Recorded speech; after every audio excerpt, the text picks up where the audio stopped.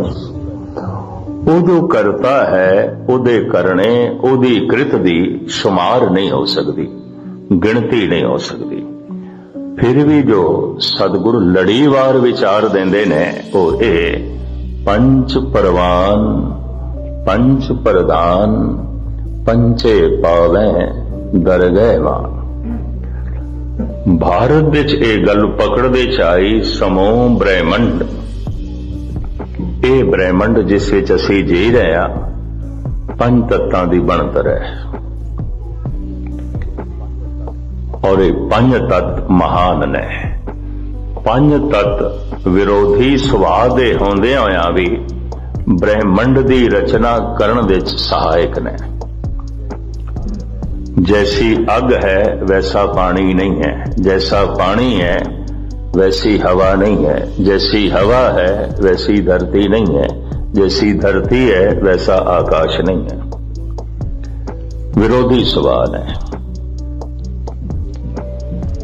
ये पंजे दे पंजे तत्त विरोधी सुभाव रखते हैं पर सहयोगी होके संसार दी कार चला रहे हैं। जैसे ਸਿਆਣੇ ਸੰਗੀਤਕਾਰ ਨੂੰ ਪਤਾ ਹੈ ਵਿਰੋਧੀ ਸੁਰਾਂ ਦੀ ਤਰਤੀਬ ਨਾਲ ਹੀ ਕਿਸੇ ਸੰਗੀਤ ਦੀ ਧੁਨ ਦਾ ਜਨਮ ਆਉਂਦਾ ਹੈ। ਇੱਕ ਸੁਰ ਜੈਸੀ ਦੂਸਰੀ ਸੁਰ ਨਹੀਂ ਹੁੰਦੀ। ਵਿਰੋਧੀ ਰੰਗਾਂ ਦੇ ਨਾਲ ਹੀ ਕਿਸੇ ਸੁੰਦਰ ਤਸਵੀਰ ਦਾ ਜਨਮ ਆਉਂਦਾ ਹੈ। ਇੱਕ ਰੰਗ ਜੈਸਾ ਦੂਸਰਾ ਨਹੀਂ ਹੈ।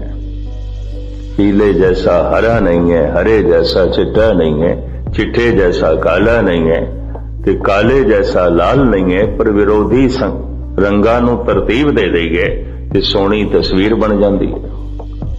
ਵਿਰੋਧੀ ਸੁਰਾਂ ਨੂੰ ਵਹਿ ਤਰਤੀਬ ਦੇ ਦਈਏ ਤਾਂ ਸੰਗੀਤ ਦੀ ਧੁਨ ਬਣ ਜਾਂਦੀ ਹੈ। ਵਿਰੋਧੀ ਤੱਤਾਂ ਨੂੰ ਕਰਤੇ ਪੁਰਖ ਨੇ ਤਰਤੀਬ ਦੇ ਕੇ ਬ੍ਰਹਿਮੰਡ ਦੀ ਰਚਨਾ ਕੀਤੀ ਹੈ। ਪੰਜ ਤਤ ਕਰ ਤੁਧ ਸਭ ਸ੍ਰਿਸ਼ਟ ਸਾਜੀ, ਕੋਈ ਛੇਵਾਂ ਕਰਿਓ ਜੇ ਕਿਛ ਕੀਤਾ ਹੋਏ। ਧੰਨ ਗੁਰੂ ਅਮਰਦਾਸ ਜੀ ਮਹਾਰਾਜ ਕਹਿੰਦੇ ਨੇ ਜੋ ਕਰਤੇ ਦੀ ਕ੍ਰਿਤ ਹੈ ਮਨੁੱਖ ਇਹਦੇ ਵਿੱਚੋਂ ਹੀ ਕੁਛ ਨਾ ਕੁਛ ਬਣਾ ਰਿਹਾ। ਅਗਰ ਕਰਤੇ ਦੀ ਕ੍ਰਿਤ ਨਹੀਂ ਤੇ ਮਨੁੱਖ ਦਾ ਕਰਤਾਪਣ ਅੱਜ ਹੀ ਖਤਮ ਹੋ ਜਾਏ। ਜੇ ਲੋਹਾ ਹੀ ਨਹੀਂ ਤੇ ਮਨੁੱਖ ਕੀ ਬਣਾਏਗਾ? ਤੇ ਲੋਹਾ ਤੇ ਪ੍ਰਭੂ ਦੀ ਕ੍ਰਿਤ ਹੈ। ਤੇ ਸੋਨਾ ਹੀ ਨਹੀਂ ਤੇ ਸੁਨਾਰ ਨੇ ਕੀ ਗਹਿਣੇ ਬਣਾਣੇ ਨੇ? ਸੋਨਾ ਤੇ ਪ੍ਰਭੂ ਦੀ ਕ੍ਰਿਤ ਹੈ। कभी बगौर मुताला करना। मनुख जो करता है सुतंत्र करता नहीं है, प्रभु की कृत दे विचों ही उन्होंने रूप देंदा है। इस वास्ते कोई मान नहीं कर सकता मनुख कि मैं भी करता। लोहा ही नहीं तो तू की बनाएगा, मिट्टी नहीं तो कह सकते हैं किस तरह प्याले बनाएगा, किवें घड़े बनाएगा। सोना ही नहीं तो किस तरह गहने बनाएगा, लकड़ी नहीं कि किस तरह तो खूबसूरत फर्नीचर बनाएगा। करते दी कृत है, कृत नूं तू संवारदा है, कृत नूं तू तरह तरह दे जो है रूप देना है। तो स्वतंत्र करता नहीं है, स्वतंत्र करता ओ परिपूर्ण परमात्मा है। पंज तत्तां दी ए बनी हुई सृष्टि और पंजे तत्त विरोधी। भारत देश मनुखी फैसले अदालतां तो पहले रजवाड़ियां दे होंदे होया पिंडां दियां पंचायतां करदियां सन। पंच पंजां दा फैसला सिर मस्तक ते, जो पंचायत फैसला करे।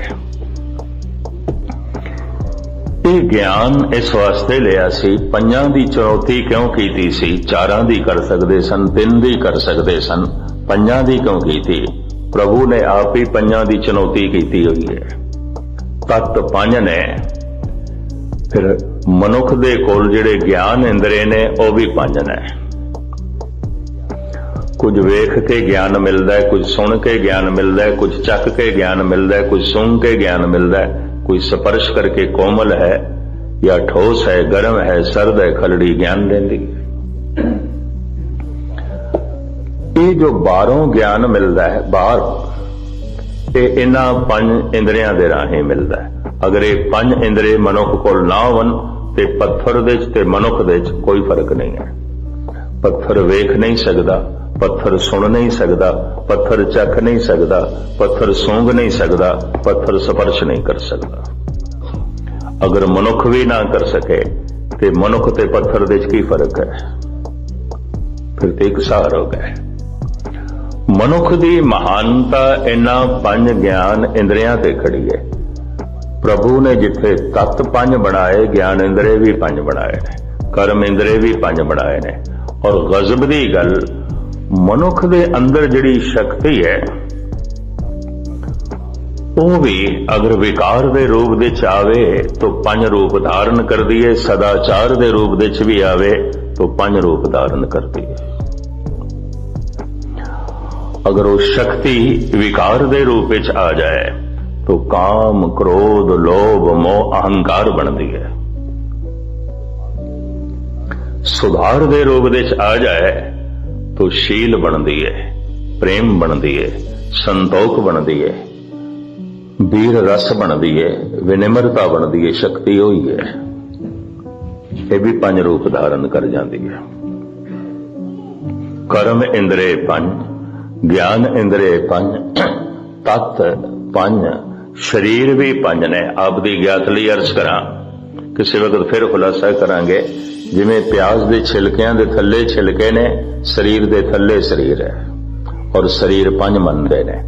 इन्हां पंज शरीरां नूं आयुर्वेद आचार्य इस तरह नाम देंदे ने, अन्नमयी कोश, प्राणमयी कोश, मनमयी कोश, विज्ञानमयी कोश, आनंदमयी कोश।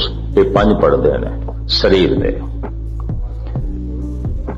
अन्नमयी कोश दे तल ते जद कोई रोग प्रगट होता है तो आयुर्वेद आचार्य कहते हैं देखना पेगा इहदी जड़ा अन्नमयी कोश दे च ने, या प्राणमयी कोश दे च ने, या मनमयी कोश दे च ने, या विज्ञानमयी कोश दे च ने।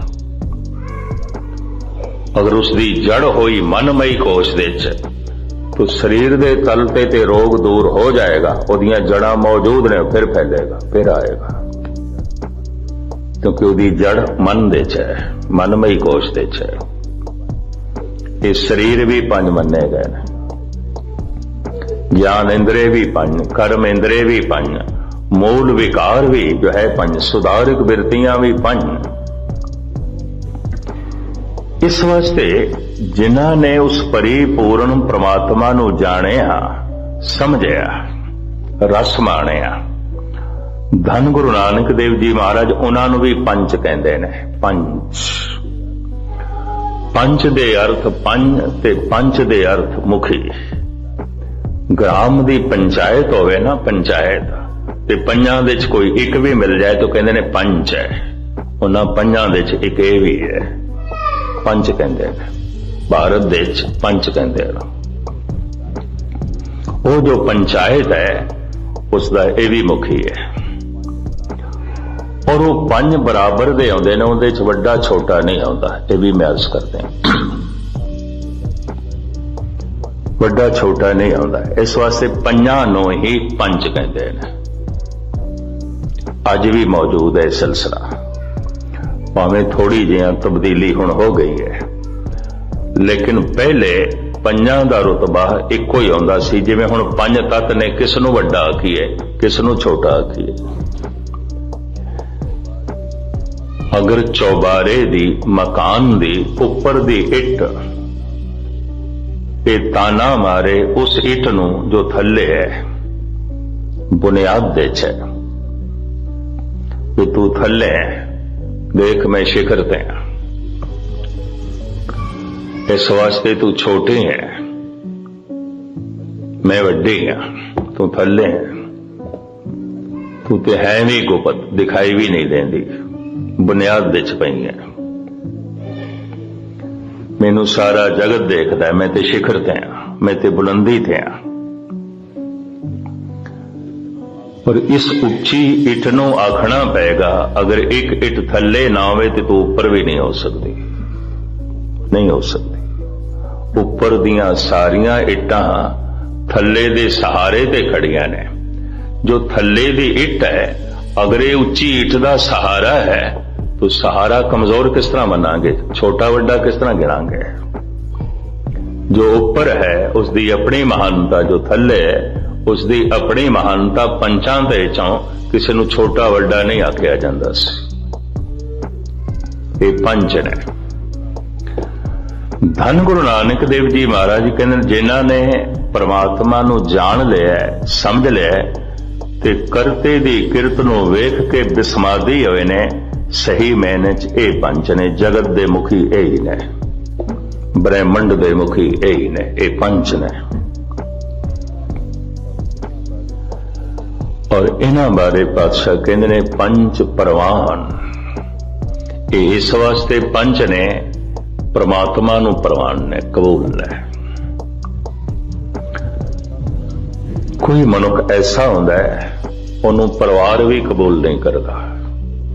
देखे भरावां ने कबूल नहीं किया, मां बाप ने भी कबूल नहीं किया। ऐसा भी देखते हैं पति ने कबूल नहीं किया या पत्नी ने कबूल नहीं किया, बिरादरी ने कबूल नहीं किया, समाज ने कबूल नहीं किया, संसार ने कबूल नहीं किया। पर कोई ऐसा है जिन्होंने निरंकार भी कबूल कर लेंदा है। किसी का बोल परिवार दे च भी नहीं चलता, नहीं चलता। पत्नी ठुकरा देंदी है, पति ठुकरा देंदा है, भरा ठुकरा देंदा है, मां नहीं मनदी, प्यो नहीं मनदा, बच्चे नहीं मनदे।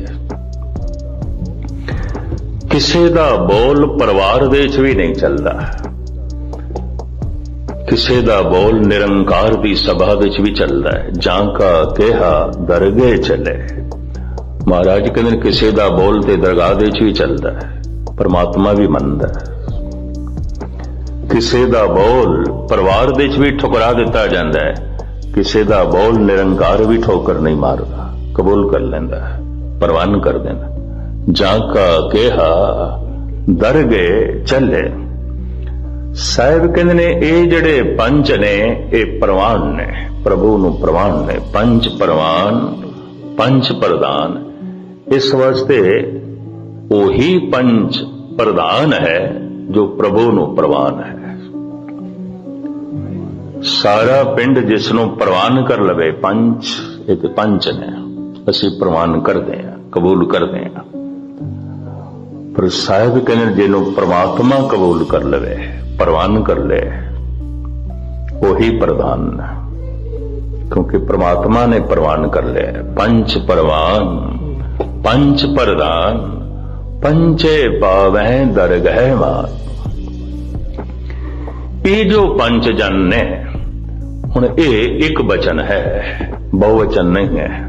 पंच तो मुराद पंज नहीं है। मैं फिर अर्ज करा, पंच तो मुराद एक संत महापुरुष ब्रह्म ज्ञानी। भारत दे पंचायत दे जिहड़े पंज आउंदे ने, पंजां नूं ही पंच कहंदे ने। एक भी मिल जाए कहंदे ने पंच है। अज भी कहंदे ने, अज भी कहंदे ने, ये ते पंच है। ये गल वखरी है कि पंचायत दे च बैठ के ये पंच फैसला कर देन। भावे अग्नि भी पंच है, भावे हवा भी पंच है, भावे धरती भी पंच है, पानी भी पंच है, आकाश भी पंच है। पर पंजां दा जोड़ होवे तां दे ही रहिंदी, उंज नहीं, उंज मुश्किल है।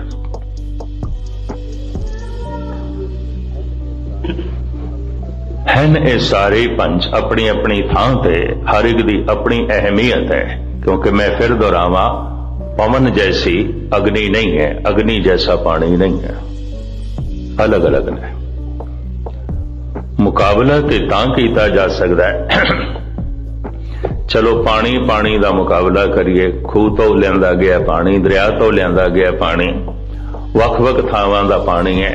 अपनी ज्ञातली अर्ज करा, सारी दुनिया दा पानी एक नहीं है। इस वास्ते आयुर्वेद ऐसा कहता है, तो हवा पानी बदल ले शायद ठीक हो जाए। हजारां मनुख मरीज ठीक होंदे देखे गए ने जदों हवा पानी बदल लेंदे ने। एक जैसा पानी नहीं है सारी जगह दा, एक जैसी हवा भी नहीं है सारी जगह दी। कहंदे ने आबो हवा बदल ले।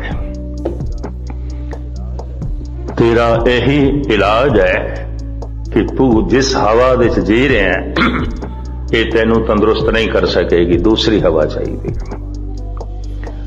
तू जिस पानी दे च जी रहा है ये पानी तेनू तंदुरुस्ती नहीं देगा, पानी बदल। आयुर्वेद ते अज भी इस ते खड़ा है, वो अपनियां औषधियां दे लैन, अपने ढंग का सारा इलाज कर लैन, ते मरीज फिर भी ठीक ना होवे तो आखिरी उन्हां कोल जिहड़ा ढंग है तो हवा पानी बदल, उम्मीद है ठीक हो जाएगा। तो खैर मुख्तसर मैं अर्ज करा, पानी पानी दे ते मुकाबला किया जा सकता है, ये चंगा है, बहुत वधिया है, बहुत वधिया है, ये शरीर ਲਈ बहुत लाभकारी है, उस नालों ज्यादा गुणकारी है। इस तरह असीं कह सकते हैं। मुशाबित की जा सकती, तुलनात्मक जिहड़ी गल की जा सकती है, पर पंज तत्तां की तुलनात्मक गल नहीं कर सकते। क्यों? अग जैसा पानी है ही नहीं, पानी जैसी हवा है ही नहीं, हवा जैसी धरती है ही नहीं, धरती जैसा आकाश है ही नहीं, तो तुलनात्मक गल नहीं हो सकती। अग्नि अग्नि की गल हो सकती है, अग अग दी, चार तरह की अग्नियां ने, अग्नि अग्नि की गल हो सकती। मुख्तसर में अर्ज करा, तुलनात्मक गल नहीं। पंच परवान पंच प्रधान पंचे पावे दरगाह मान, दरगाह विच ये जो पंच ने भाव, ये जो संत जन ने मान प्राप्त करते हैं। दरगाह दा मान ये पंच ने, प्रभु दी महफिल दा मान सन्मान ये पंच ने, ये संत जन ने। पंचे सो है दर राजान, पुराने जमाने विच हर राजा एक राजगुरु भी अपनी सभा च रखदा सी। जद कोई उसने बहुत वड्डा फैसला देना होवे तो अपने फैसले दे नाल राजगुरु दा पुछना या राजगुरु दा सहमत होना बड़ा लाजमी सी। अज ते प्रथा नहीं रही, अज ते कहंदे ने धर्म अलग है, राजनीति अलग है। हुण ते कहंदे ने धर्म अलग है, कारोबारी जिंदगी अलग है। धर्म अलग है तो परिवारक जीवन अलग है, कतई नहीं। मनुख दा जीवन की है? व्यवहारक, परिवारक ते राजनैतिक, और की है? अगर परिवारक जीवन दे च धर्म नहीं है ते व्यवहारक जीवन दे च भी धर्म नहीं है ते राजनैतिक जीवन दे च भी धर्म नहीं है, तो फिर धर्म नूं कबरां नाल जोड़ना है, मड़ियां नाल जोड़ना है, किथे जोड़ना है? जिंदगी तो यही है। अगर व्यवहार विच धर्म नहीं तो व्यवहार विच सिवाय बेईमानी तो और कुछ भी नहीं होगा, धोखा होगा। राजनीति विच धर्म नहीं तो राजनीति छल होवेगी, कपट होवेगी, झूठ होवेगी, जुल्म होवेगी, फरेब होवेगी। अगर परिवारक जीवन दे धर्म नहीं है तो एक दूजे ते कोई भरोसा नहीं होगा, शक बनिया रहेगा। भरा भी भरा नूं धोखा देवेगा, पुत्र भी प्यो नूं धोखा देवेगा, प्यो ही पुत्र तो गल छुपाएगा, पत्नी पत्नी दे भी, पति पत्नी दे रिश्तियां दे भी गहराई नहीं होवेगी। धर्म नहीं है, धर्म नहीं है। ते अजोके बंदे कहंदे ने धर्म दा परिवारक जीवन नाल की मतलब, धर्म दा व्यवहारक जीवन नाल की मतलब, धर्म दा राजनीति नाल की मतलब। तो धर्म सिर्फ गुरुद्वारे मंदिर मस्जिद ही चाहिए। उत्थे थोड़े जिहा धार्मिक बने रहो, बाहर निकलो ते अधार्मिक, बाहर निकलो ते अधार्मिक। धार्मिक मंदिरां दे च भी कई धार्मिक नहीं दिखाई देंदे, ये भी मैं अर्ज करते हैं। हालात ऐसे हो गए ने, मैं अक्सर अर्ज करदा हुंदा, जमीन दे उत्ते धार्मिक मंदिर ज्यादा ने, जमीन दे उत्ते धार्मिक मनुख बहुत थोड़े ने, बहुत थोड़े हैं। जमीन दे उत्ते धार्मिक मंदिर खड़ा कर देना थोड़ा जिहा धन चाहिए है। जीवन नूं धार्मिक मंदिर बना देना बहुत वड्डी साधना चाहिए है, तपस्या चाहिए है। भगत पीपा जी कहते ने मैनू किसी मंदिर दे जाण दी लोड़ नहीं, काया ही मंदिर बन गई है और प्रभु प्रगट हो गए। कायो देवा कायो देवल कायो जंगम जाति, ये काया ही देवल बन गई है, हरि प्रगट हो गया। मैं बैठ के आनंद माणदा। कबीर कहते ने मैनू किसी मस्जिद दे जाके नमाज पढ़न दी लोड़ नहीं, देही महजिद, बड़ी कीमती पंक्तियां ने गुरु ग्रंथ साहब जी दियां। देही महजिद मन मौलाना सहज नमाज गुजारे। मन मेरा मौलवी बन गया, काया मेरी मस्जिद बन गई है। अठे पैर ज्ञान दी नमाज चल रही है। मौलवी तू 5 वक्त पढ़दा होवेगा, असी हर वक्त पढ़दे हैं। तू 5 टाइम मस्जिद दे जांदा होवेगा, असी मस्जिद तो कदी बाहर ही नहीं आउंदे। असी ते हर वक्त खुदा दे घर बैठे। देही महजिद मन मौलाना सहज नमाज गुजारे। जमीन दे उत्ते करीबन कहंदे ने बहुत वड्डे ते महान 500 मंदिरां तो भी ज्यादा मंदिर बनाए ने इस वक्त भारत विच बिरले ने। हर तीरथ दे उत्ते उसदा मंदिर है और हर वड्डे शहर दे विच उसने मंदिर बनाया, उन्होंने बिरला मंदिर कहंदे ने। 68 तीर्थां दे उत्ते इसदे मंदिर बने हुए ने। दिल्ली दे विच बनिया, हैदराबाद दे विच बनिया, जयपुर दे विच बनिया, कलकत्ते दे विच बनिया। तमाम वड्डे शहरां दे विच मंदिर ने जिन्हों बिरला मंदिर कहंदे ने।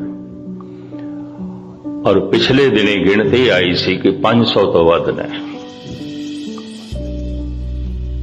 तो हुण मन लईए बिरले दे सामने कबीर कुछ भी नहीं, उन्हें तो एक मंदिर भी नहीं बनाया, एक भी नहीं बनाया।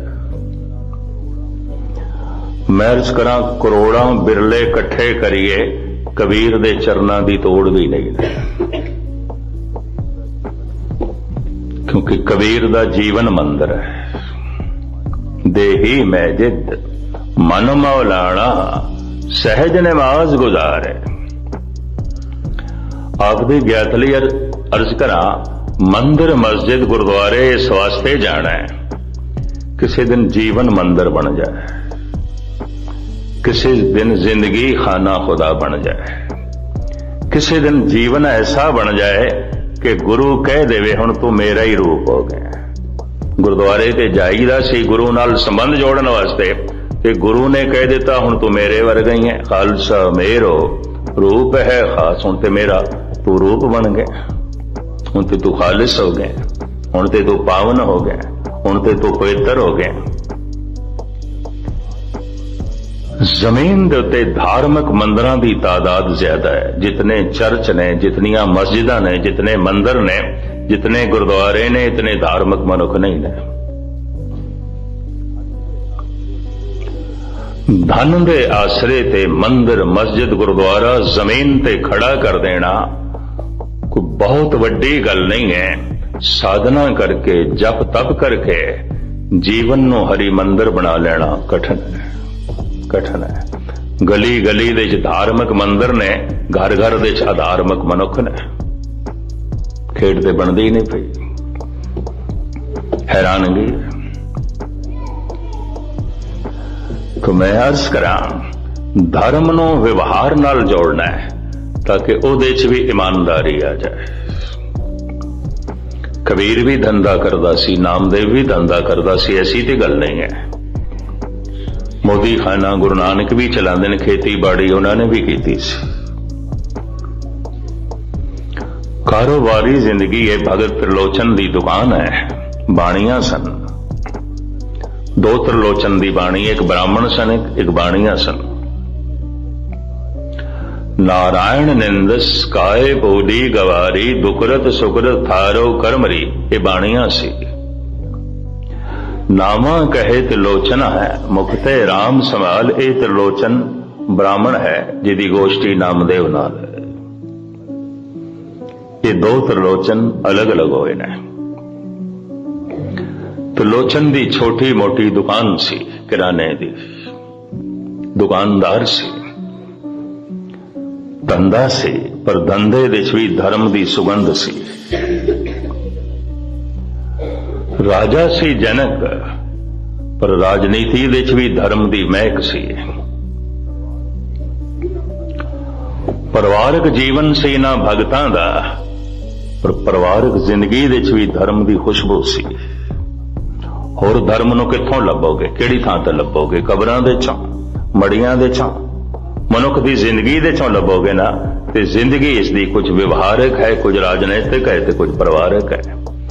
ਅਗਰ ਇਨ ਤਿੰਨਾਂ ਥਾਵਾਂ ਦੇ ਤੇ ਧਰਮ ਨਾ ਮਿਲੇ ਮਨੁੱਖ ਦੇ ਕੋਲ, ਤੇ ਮੰਦਰ, ਮਸਜਿਦ, ਗੁਰਦੁਆਰੇ ਵਿੱਚ ਧਾਰਮਿਕ ਹੋਣਾ ਸਿਵਾਏ ਪਖੰਡ ਤੋਂ ਹੋਰ ਕੁਝ ਵੀ ਨਹੀਂ। ਕਰਮ ਧਰਮ ਪਾਖੰਡ ਜੋ ਦਿਸੇ, ਇਹ ਜੋ ਦਿਖਾਈ ਦੇ ਰਿਹਾ ਹੈ ਪਖੰਡ, ਕਿਉਂਕਿ ਇਹਦੇ ਵਿਵਹਾਰ ਵਿੱਚ ਧਰਮ ਨਹੀਂ ਹੈ, ਇਹਦੇ ਪਰਿਵਾਰਕ ਜੀਵਨ ਵਿੱਚ ਧਰਮ ਨਹੀਂ ਹੈ। ਤੇ ਮਾਂ-ਬਾਪ ਨੂੰ ਵੀ ਧੋਖਾ ਦਿੰਦਾ ਹੈ, ਇਹ ਤੇ ਭਰਾ ਨੂੰ ਵੀ ਧੋਖਾ ਦਿੰਦਾ ਹੈ, ਇਹ ਤੇ ਆਪਣੀ ਔਲਾਦ ਨੂੰ ਵੀ ਧੋਖਾ ਦਿੰਦਾ ਹੈ, ਇਹ ਤੇ ਆਪਣੇ ਮਾਂ-ਬਾਪ ਨੂੰ ਵੀ ਧੋਖਾ ਦਿੰਦਾ ਹੈ, ਇਹ ਤੇ ਪਤਨੀ ਨੂੰ ਵੀ ਧੋਖਾ ਦਿੰਦਾ ਹੈ, ਇਹ ਤੇ ਪਤੀ ਨੂੰ ਵੀ ਧੋਖਾ ਦਿੰਦੀ ਹੈ। ਇਹਦੀ ਪਰਿਵਾਰਕ ਜ਼ਿੰਦਗੀ ਦੇ ਵਿੱਚ ਧਰਮ ਨਹੀਂ ਹੈ, ਇਹਦੀ ਵਿਵਹਾਰਕ ਜ਼ਿੰਦਗੀ ਦੇ ਵਿੱਚ ਧਰਮ ਨਹੀਂ ਹੈ, ਇਹਦੇ ਰਾਜਨੀਤਿਕ ਜੀਵਨ ਦੇ ਵਿੱਚ ਧਰਮ ਨਹੀਂ ਹੈ। ਗੁਰਮਤਿ ਦੀ ਮਹਿਕ ਮਿਲਦੀ ਹੈ ਮਹਾਰਾਜਾ ਰਣਜੀਤ ਸਿੰਘ ਦੀ ਰਾਜਨੀਤਿਕ ਜ਼ਿੰਦਗੀ ਦੇ ਚੋਂ ਵੀ, ਪ੍ਰਭੂ ਭਗਤੀ ਦੀ ਖੁਸ਼ਬੂ ਮਿਲਦੀ ਹੈ। ਤੇ ਜੇ ਇਹਨਾਂ ਤਿੰਨਾਂ ਥਾਵਾਂ ਵਿੱਚ ਇਹ ਸੁਗੰਧ ਨਹੀਂ ਹੈ ਤਾਂ ਫਿਰ ਕਿੱਥੇ ਹੋਵੇਗੀ? ਪੰਚੇ ਸੋ ਹੈ ਦਰ ਰਾਜਾਨ, ਇਸ ਤਰ੍ਹਾਂ ਦਾ ਜੋ ਪੰਚ ਹੈ ਉਹੀ ਰਾਜ ਦਰਬਾਰਾਂ ਦੀ ਸ਼ੋਭਾ ਹੈ। ਕਿਸੇ ਰਾਜ ਦਰਬਾਰ ਵਿੱਚ ਇਸ ਤਰ੍ਹਾਂ ਦਾ ਪੰਚ ਨਹੀਂ। ਉਹ ਚੰਗੇਜ਼ ਖਾਨ ਦਾ ਰਾਜ ਦਰਬਾਰ ਹੋਵੇਗਾ, ਔਰੰਗਜ਼ੇਬ ਦਾ ਜੋ ਹੈ ਰਾਜ ਦਰਬਾਰ ਹੋਵੇਗਾ, ਕੰਸ ਦਾ ਹੋਵੇਗਾ, ਹਰਨਾਕਸ਼ ਦਾ ਹੋਵੇਗਾ, ਕਿਉਂਕਿ ਧਰਮ ਤੇ ਹੈ ਹੀ ਨਹੀਂ, ਉੱਥੇ ਕੋਈ ਪੰਚ ਨਹੀਂ ਹੈ।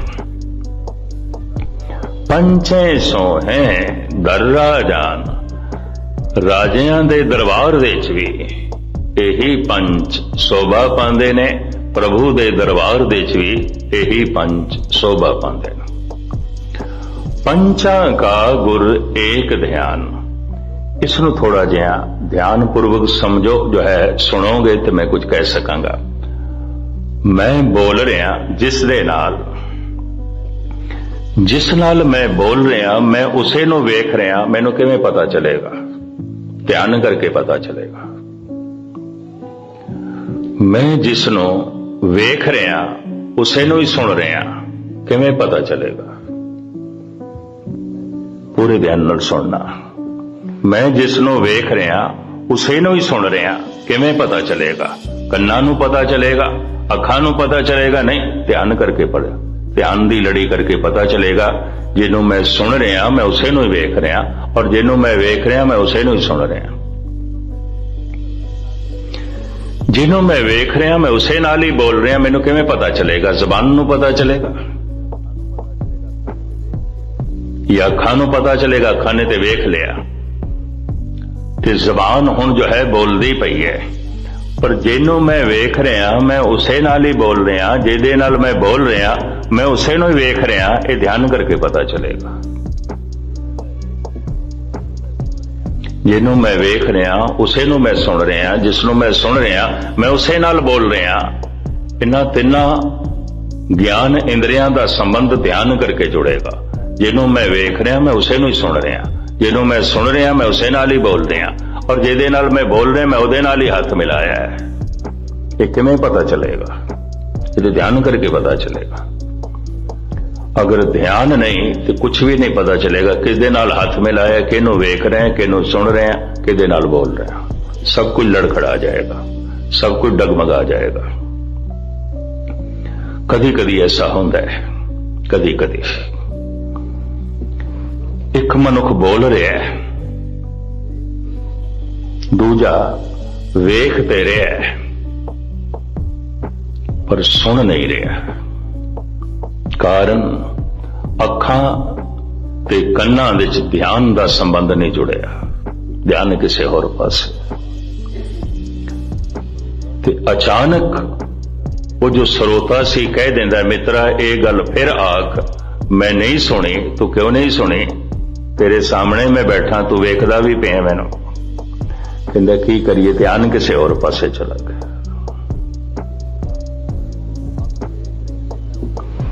जिसनों अख वेख रही है मैं उसे नूं सुन रहा, जिन्हों मैं सुन रहा मैं उसे नाल ही बोल रहा, जिहदे नाल मैं बोल रहा मैं उसे नाल ही हाथ मिला रहा। मैनूं किस तरह पता चलेगा? ध्यान करके। इस वास्ते धर्म नूं कहंदे ने ध्यान साधना। मैं वाहिगुरू वाहिगुरू जप रहा, ध्यान नहीं, सारी जिंदगी जपदा रहां, कुछ भी नहीं होगा, कुछ भी नहीं होगा। ध्यान धरो तह को मन में, जह को अमितोज सवे जग छाया।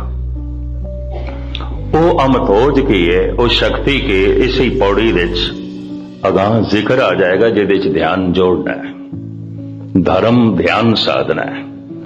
मैं 4 घंटा पाठ कीता है, अगर 1 मिनट मेरा ध्यान जुड़े बाकी नहीं, तो इंज समझ लो मैं 1 मिनट पाठ कीता, बाकी नहीं कीता, बाकी नहीं कीता।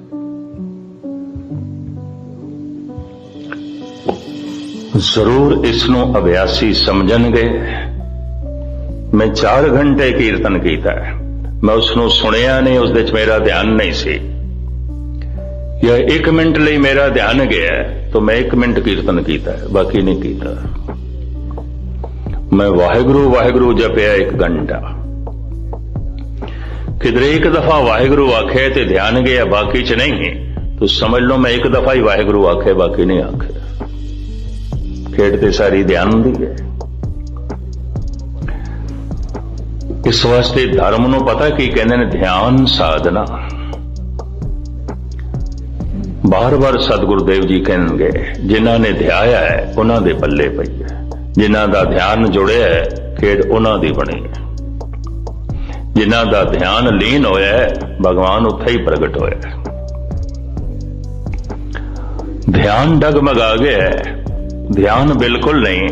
जिन्हों वेख रहे हैं उसे नूं ही सुन रहे हैं, जिन्हों सुन रहे हैं उहदे नाल ही बोल रहे हैं, जिहदे नाल बोल रहे हैं उसे नूं हाथ मिलाया होया, कख नहीं पता चलेगा, क्योंकि ध्यान ही कोई नहीं है। ये सारी लड़ी जोड़दा है ध्यान। रोजमर्रा की जिंदगी थोड़ी तुसी जात मार सकते हो।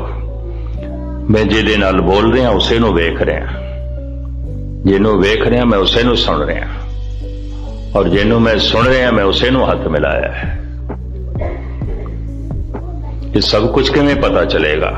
ये जबान नूं पता चल जाएगा, ये कन्नां नूं पता चल जाएगा, ये अखां नूं पता चल जाएगा, या हत्थां नूं पता चल जाएगा? नहीं, ध्यान करके पता चल जाएगा। अगर ध्यान नहीं तो गुस्ताखी माफ शब्द मैं कहण लगा, ये कन्नां दे होंदियां होया भी बहरा होवेगा, ये जबान दे होंदियां होया भी गूंगा होवेगा, ये अखां दे होंदियां होया भी अन्ना होवेगा, कुछ नहीं पता चलेगा।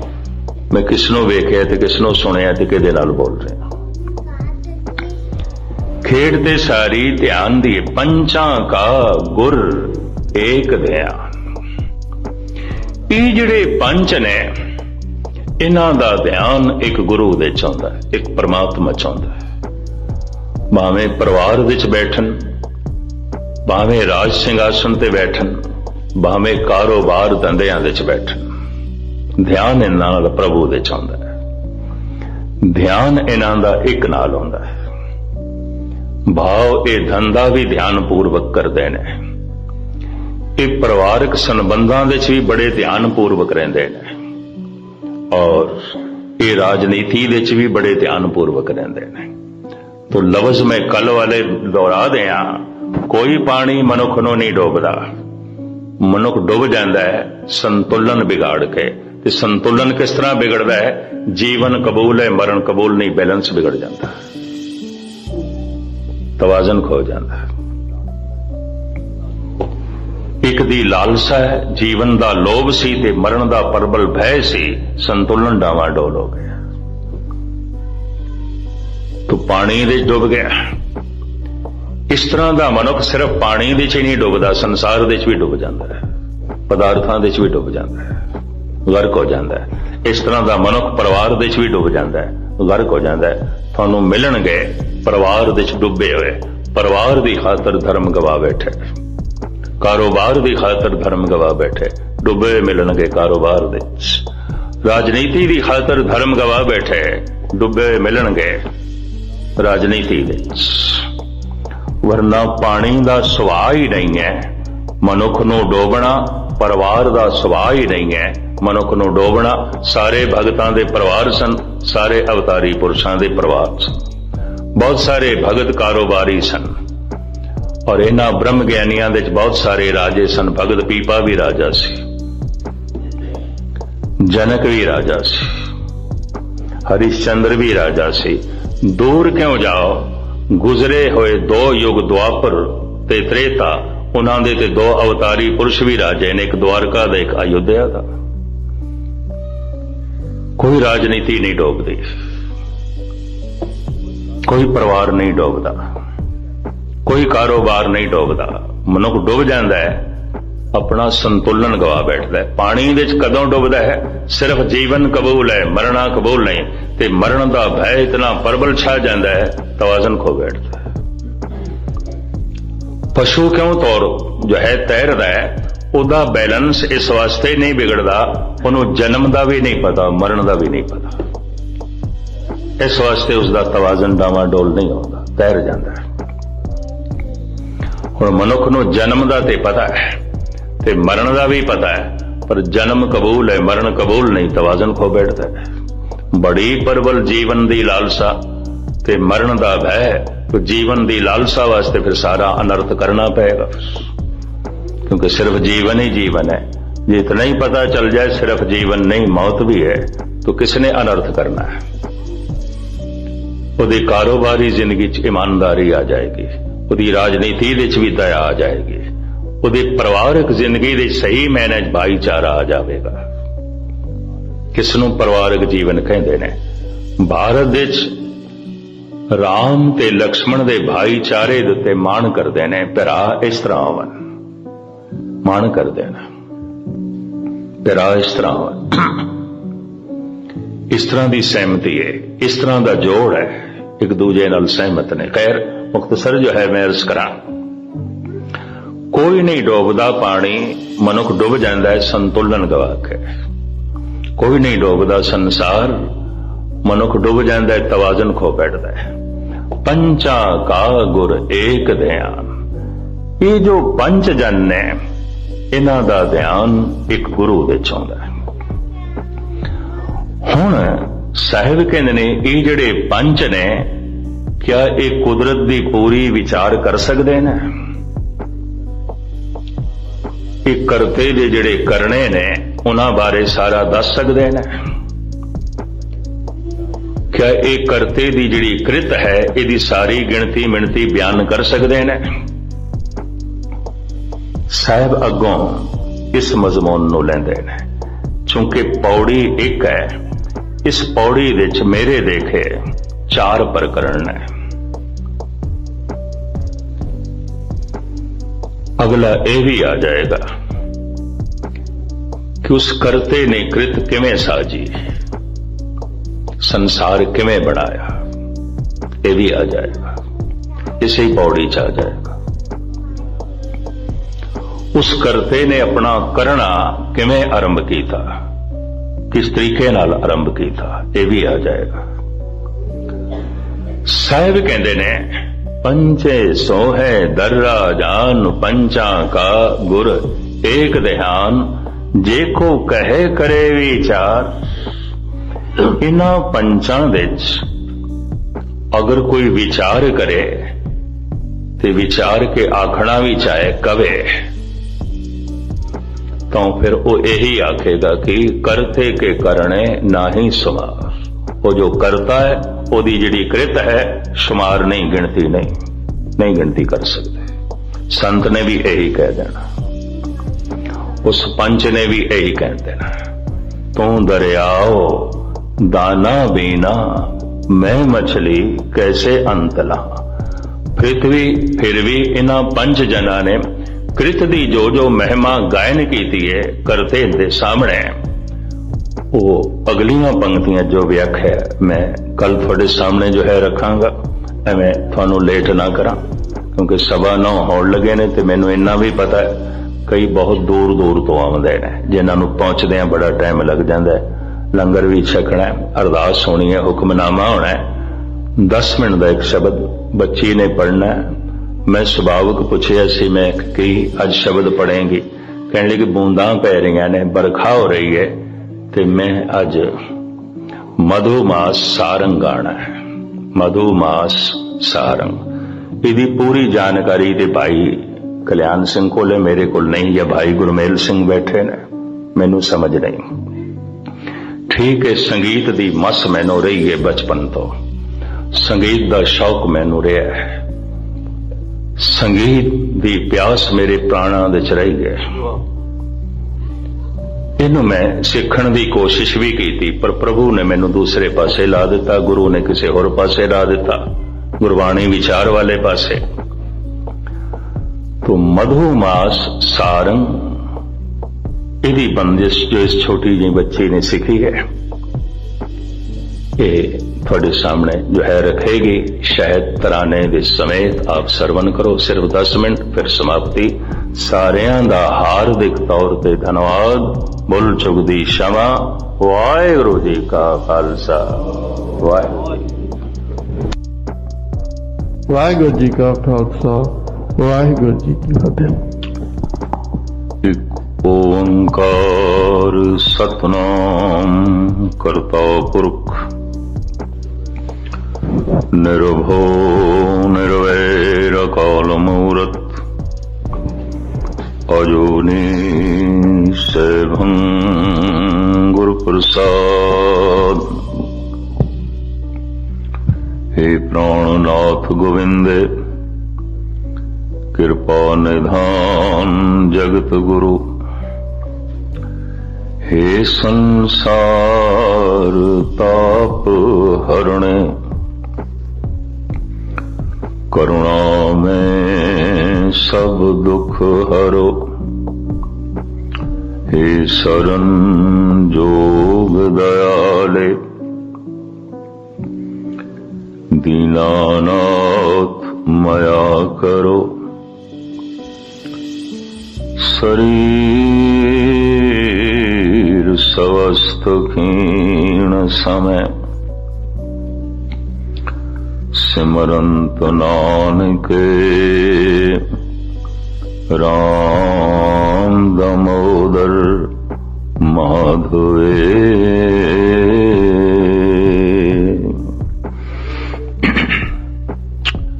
सम्मानयोग गुरु साध संगत जीओ, चल रही लड़ीवार विचार आप जी दे सामने आरंभ करा। पेशतर सनिमर गुरुदेव दी फतेह प्रवान करनी। वाहिगुरू जी का खालसा, वाहिगुरू जी की फतेह। पंच दे अर्थ मुखी और पंच दे अर्थ पंज।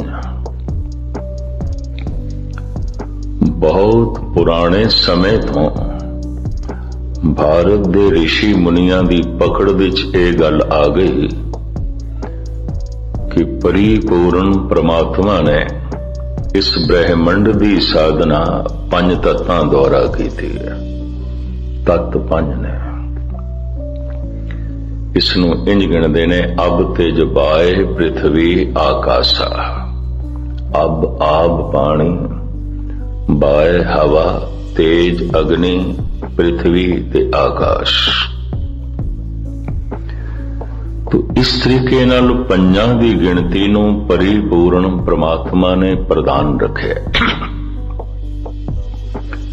जिथे शरीर पंज तत्त दा पुतला है, उत्थे शरीर नूं विधाते ने ज्ञान इंद्रे भी पंज दे दिते, रस भी पंज ने।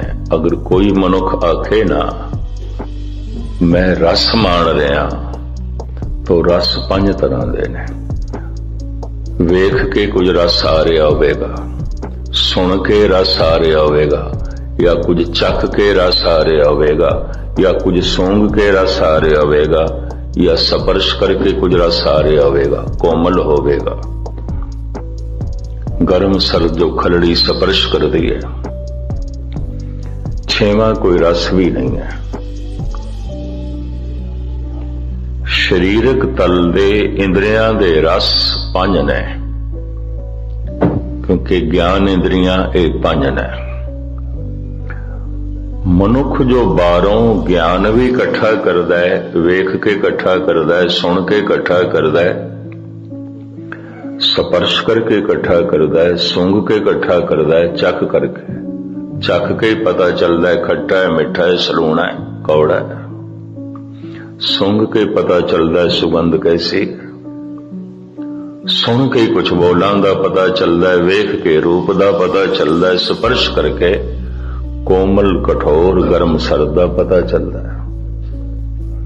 ਗਿਆਨ ਵੀ ਇਹ 5 ਤਰ੍ਹਾਂ ਦਾ ਹੈ, ਰਸ ਵੀ ਇਹ 5 ਤਰ੍ਹਾਂ ਦਾ ਹੈ, ਗਿਆਨ ਇੰਦਰੇ ਵੀ ਇਹ 5 ਨੇ, ਤੱਤ ਵੀ ਇਹ 5 ਨੇ, ਸਾਰਾ ਬ੍ਰਹਿਮੰਡ ਵੀ 5 ਤੱਤਾਂ ਦੀ ਬਣਾਵਟ ਹੈ।